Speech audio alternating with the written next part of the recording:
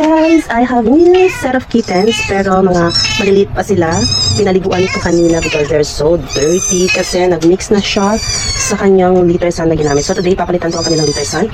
Yung litter sand nila is yung normal na litter sand, basta yung litter sand no normal. So ngayon papalitan ko siya nitong tofu na cat litter. Yeah, actually nakagamit na ako nito before kasi hindi ko lang na-sustain kasi that time is konti pa lang yung aking resources for my cats, so hindi ko siya na-sustain, kaya balik ako dun sa yung cat litter na normal na cat litter. And then ang kagandahan nito is flashable at saka 100% natural, so and hindi siya masyado maamoy in fairness.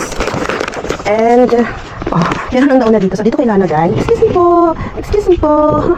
Wala pa akong stainless na na litter box. So bibili ako ng ganun next time. But for now is ito na muna.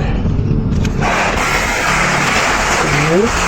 Kasi yung normal na cat litter is dumidikit dun sa fur ng aking mga cats. So ito ilalagay natin dito.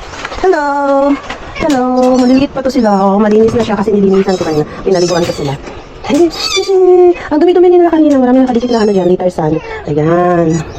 Maliliit pa yan sila. Hindi ko pa nag-deworm ko pa. Eh, meron black. Come on. Come here.